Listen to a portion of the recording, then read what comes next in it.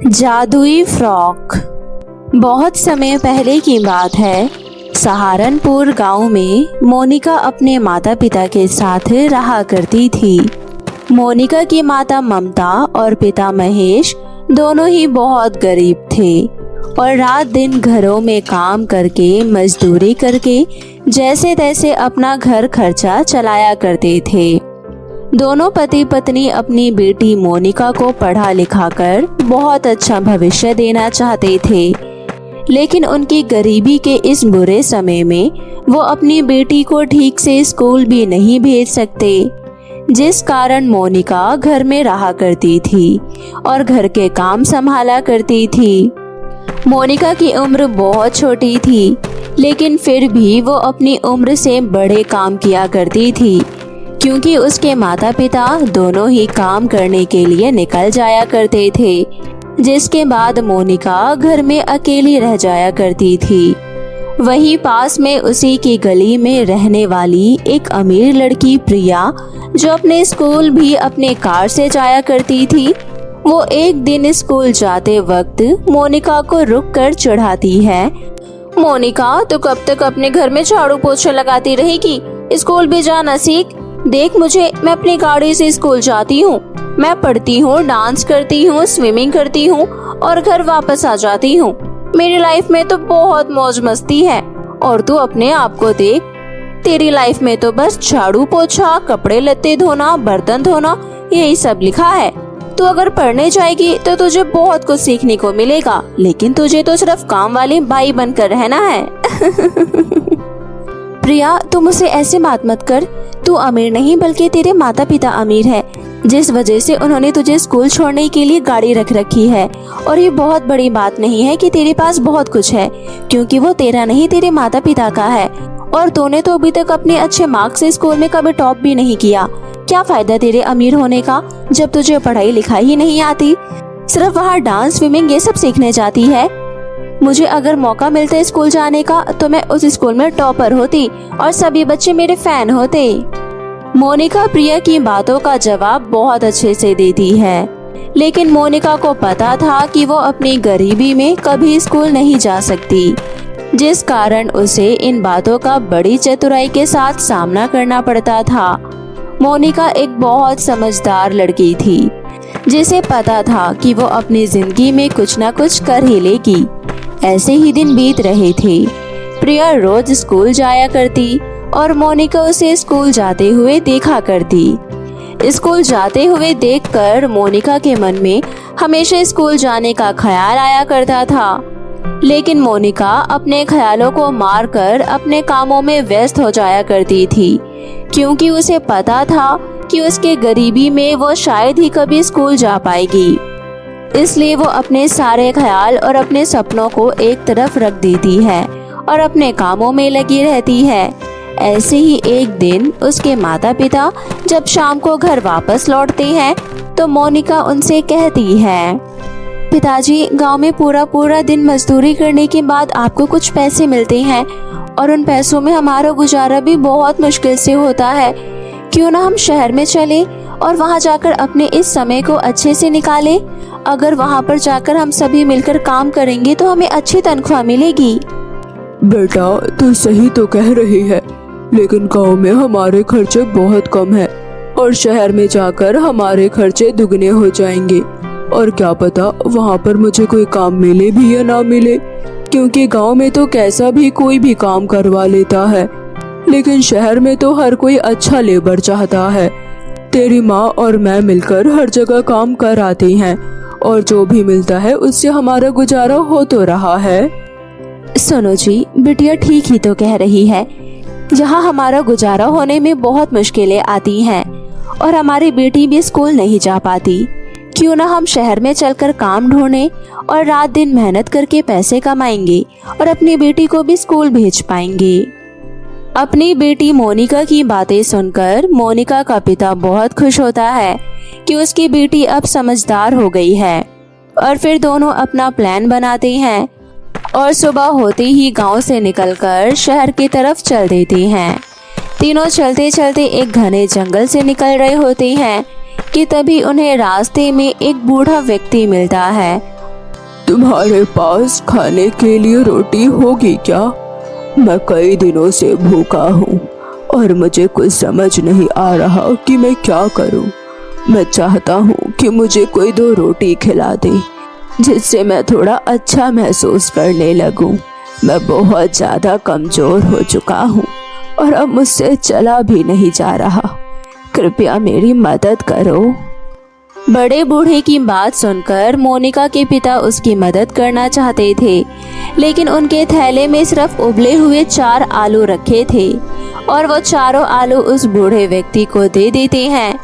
दादाजी, हमारे पास रोटियां तो नहीं है, लेकिन ये 4 उबले हुए आलू रखे हैं। ये आप ले लो, इससे आपकी कुछ मदद हो सकती है। बाकी हम तो शहर की तरफ काम ढूंढने निकले हैं।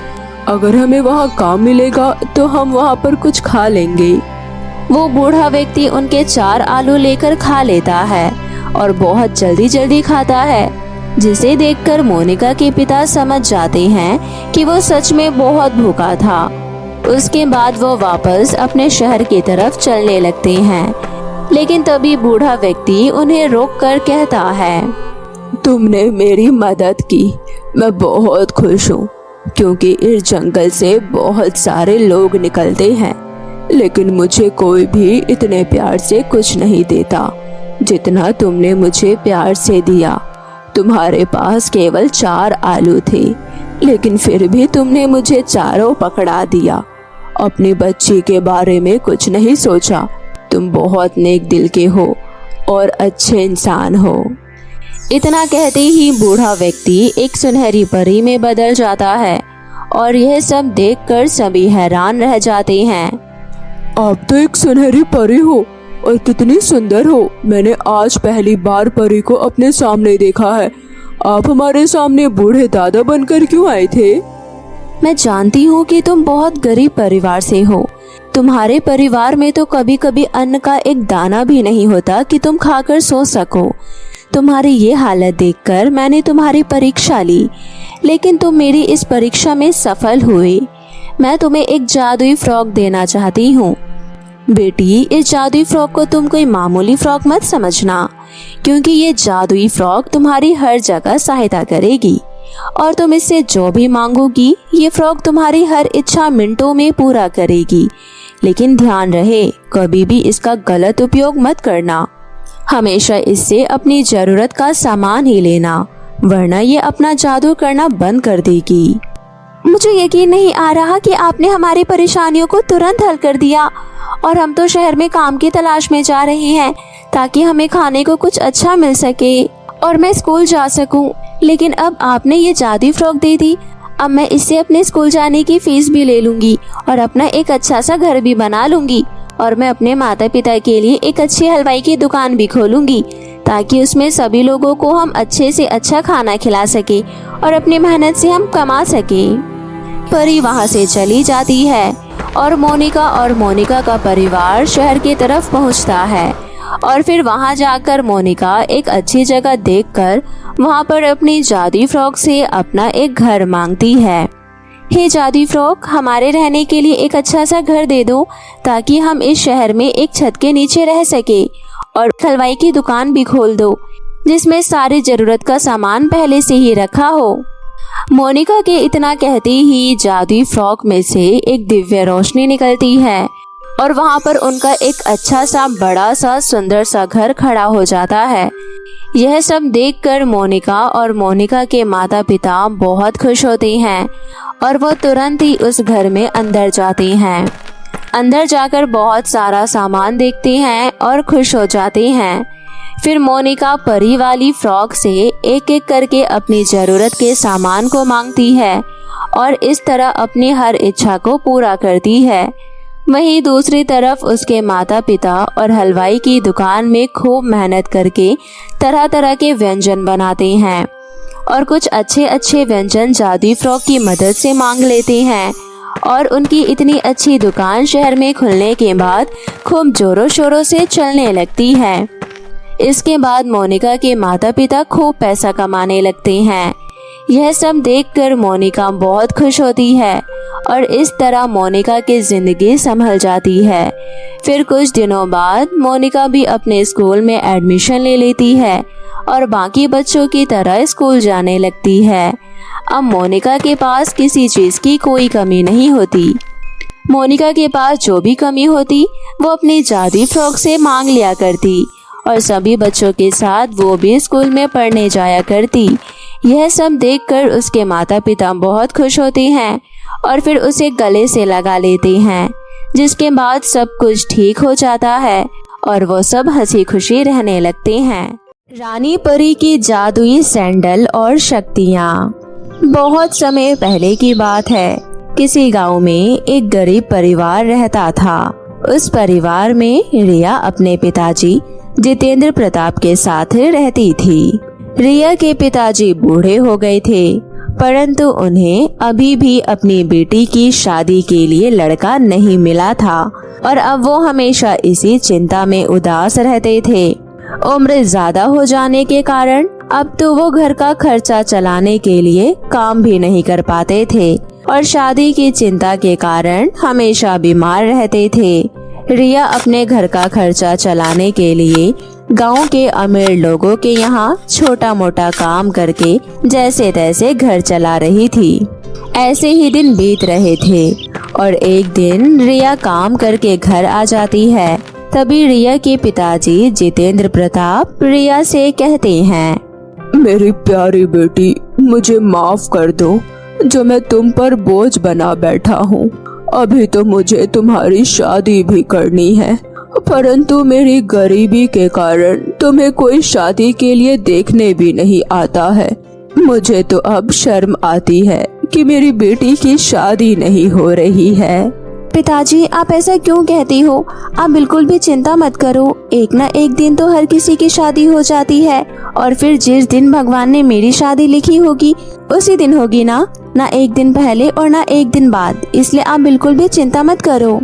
वो दोनों इस तरह बातें कर रही होती हैं कि तभी उनके घर में जितेंद्र का एक घनिष्ठ मित्र राकेश उसके पास आता है और कहता है, अरे मेरे दोस्त, मेरे होते हुए तुझे चिंता करने की कोई जरूरत नहीं है। तेरी बेटी की शादी मैं करवा दूंगा। अब तू चिंता फ्री हो जा।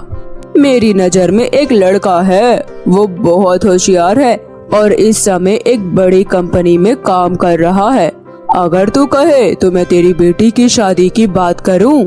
अरे हाँ दोस्त, क्यों नहीं, ये तो बहुत अच्छी बात है। इस तरह जितेंद्र के कहने पर कुछ दिनों बाद राकेश रिया की शादी की बात करता है। वो लोग भी रिया से शादी के लिए तैयार हो जाते हैं और ऐसे देखते ही देखते एक अच्छा मुहूर्त देखकर रिया की शादी एक पवन नाम के लड़के के साथ हो जाती है। रिया अपने पति पवन और अपनी सास शांति देवी के साथ घर आती है। ऐसे ही दिन बीत रहे थे और शादी के बाद अब रिया घर की सारी जिम्मेदारियों को संभाल लेती है। परंतु रिया को क्या पता था कि उसके जिंदगी में भूचाल आने वाला है। ऐसे ही कुछ दिन और बीत जाते हैं। एक दिन रिया अपने घर में झाड़ू लगा रही होती है। तभी वहाँ पर रिया की सास शांति देवी आती है और कहती है, अरे बहू, ये तो कैसे काम कर रही है? देखो तो पूरे घर में कितनी मिट्टी हो रही है और ऊपर से तो मटक मटक कर धीरे धीरे काम कर रही है।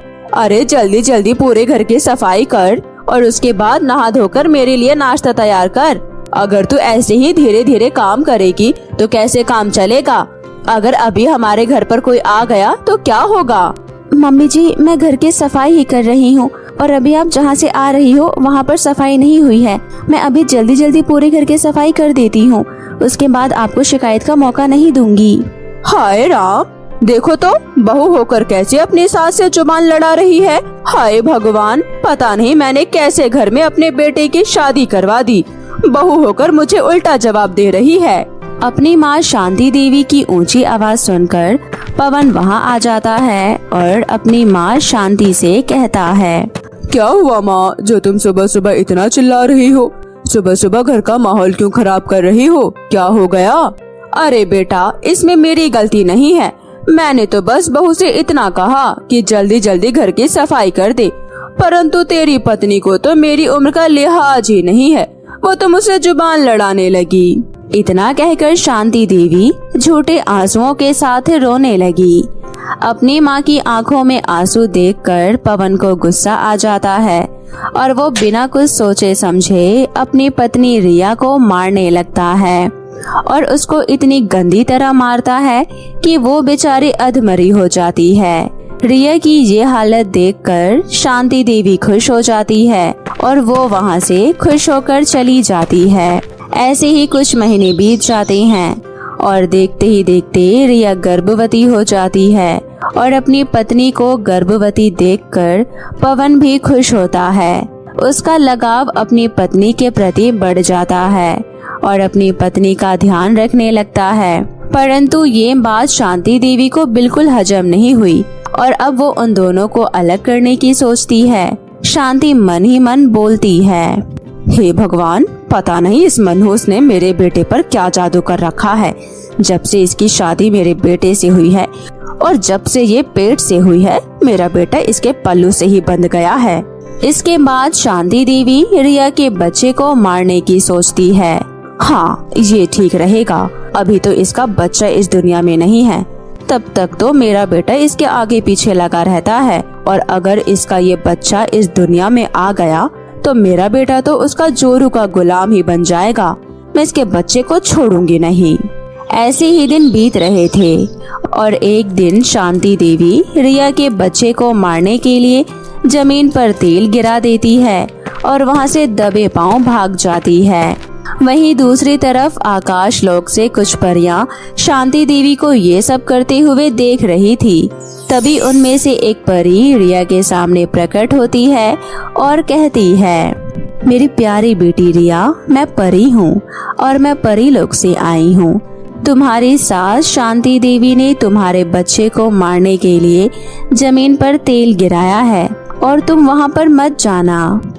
परी, आपका बहुत बहुत धन्यवाद जो आपने मेरी इतनी सहायता की, परंतु मैं आज तो बच जाऊंगी, लेकिन हो सकता है कि मेरी सास मेरे बच्चे को मारने के लिए आगे फिर कभी दोबारा कोशिश करे, फिर मैं क्या करूंगी। हाँ रिया, तुम सही कह रही हो, परंतु तुम चिंता मत करो, मैं तुम्हें ये जादुई सैंडल दे रही हूँ। तुम इन सैंडल को अभी पहन लो, उसके बाद ये सैंडल तुम्हारी सुरक्षा करेंगे और जहाँ कहीं भी तुम्हारी जान को खतरा होगा वहाँ तुम्हें नहीं जाने देंगे। और तो और मैं तुम्हें आशीर्वाद देती हूँ कि तुम एक सुंदर सी जादुई परी को जन्म दोगी जो तुम्हें जीवन में कभी भी परेशान नहीं होने देगी। अच्छा रिया, अब मैं चलती हूँ, मुझे परीलोक जाने में देरी हो रही है। इतना कहकर वो परी वहाँ से गायब हो जाती है। रिया परी के कहे अनुसार वो सैंडल पहन लेती है और इस तरह उस दिन के बाद रिया को कभी कोई परेशानी नहीं होती और कुछ महीनों बाद रिया एक सुंदर सी परी को जन्म देती है जिसके सुंदर लाल गुलाबी गाल और नैन नक्श थे। रिया अपनी बेटी को देखकर खुश हो जाती है। इसी तरह कुछ साल बीत जाते हैं और अब शांति देवी को उसके कर्मों के हिसाब से सजा मिलती है कि कुछ दिन पहले पैर से चलने के कारण उसकी कमर में मोच आ जाती है और अब वो बेड से भी नहीं उठ पाती। साथ ही साथ रिया ने अपनी बेटी का नाम पिंकी रखा। रिया का पति पवन भी अब उन्हीं के साथ रहता था। पिंकी अब 8 साल की हो गई थी और पिंकी के पास रानी परी की दी हुई शक्तियाँ भी थी और अब रानी परी की दी हुई जादुई सैंडल पिंकी पहनती थी, जिससे पिंकी हर दिन अपनी माँ रिया को एक सोने का सिक्का दिया करती थी। इस तरह वो सभी हंसी खुशी एक साथ रहते हैं और अब उन लोगों के पास एक बहुत बड़ा बंगला हो गया था। वहीं शांति देवी को अपनी करनी का फल मिल जाता है। ऐसे ही दिन बीत रहे थे और धीरे धीरे करके शांति देवी की कमर की चोट ठीक होने लगती है, परंतु तभी एक दिन अचानक छत से पैर फिसलने के कारण शांति देवी की मृत्यु हो जाती है। रिया का पूरा परिवार शांति देवी का अंतिम संस्कार कर देता है और इस तरह उस दिन के बाद वो सभी लोग हंसी खुशी से रहने लगते हैं। तो मेरे प्यारे दोस्तों, कैसी लगी आपको हमारी ये कहानी, हमें कमेंट करके ज़रूर बताएं।